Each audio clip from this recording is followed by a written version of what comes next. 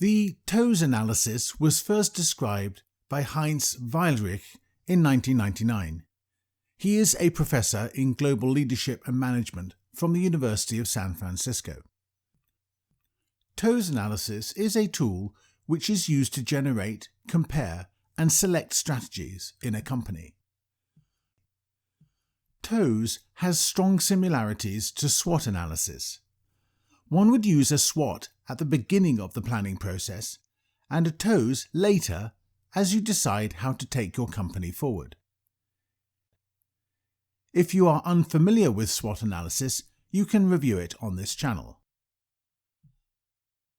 The connection between TOWS analysis and SWOT analysis is briefly reviewed here. The two fields, strengths and weaknesses, in the internal part of the SWOT analysis are the same in the top of the TOWS analysis. The two fields, opportunities and threats, in the external part of the SWOT analysis are the same as the left side of the TOWS analysis. This clarifies the connection between SWOT analysis and TOWS analysis. We will now focus solely on the TOWS analysis. In TOWS analysis, we have two main divisions. The internal division, which is divided into the two categories strengths and weaknesses. The external division, which is divided into the two categories opportunities and threats.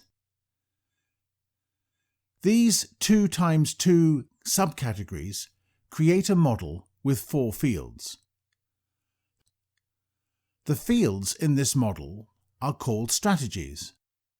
These strategies are strengths/opportunities, called SO strategies, weaknesses/opportunities, called WO strategies, strengths/threats, called ST strategies,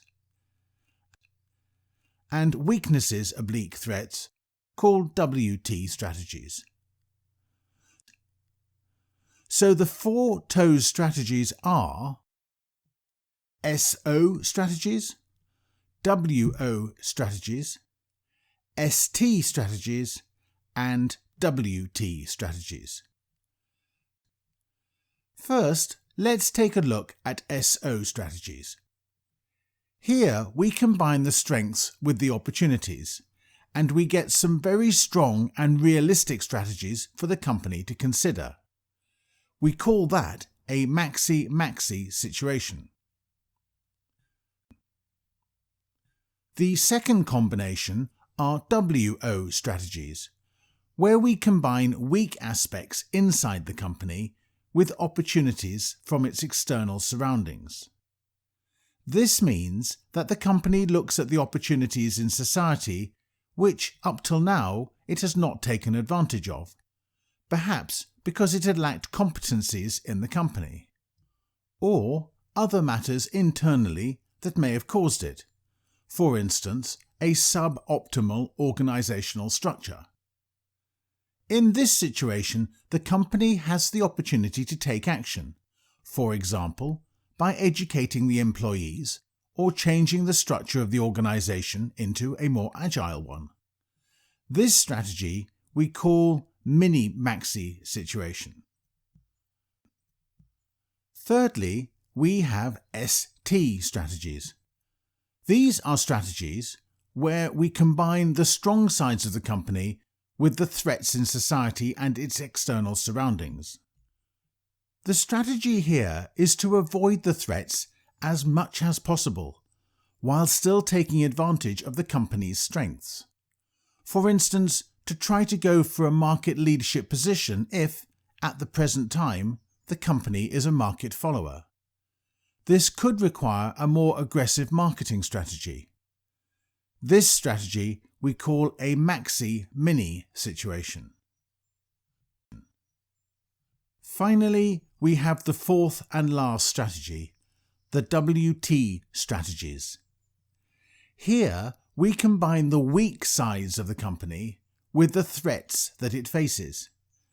This is a situation the company does well to avoid, and therefore we call it a mini-mini situation. Let's take a look at an example. The Danish company Hummel is a well-known company that produces and sells sportswear, clothes and shoes, etc.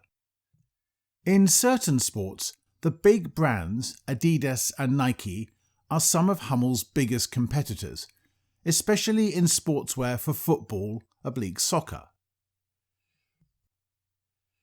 We start by inserting the SWOT analysis into the 4 outer fields. These are strengths, weaknesses, opportunities, and threats. For a more detailed SWOT analysis on Hummel, we recommend that you watch the video about the SWOT analysis on this channel, Flixabout, or on your Flixabout app. Hummel's SO strategies combine strengths and opportunities. This gives rise to the following strategies. To explore the wide range of products and to further develop Hummel's sportswear for handball, as handball is a growing sport in many countries.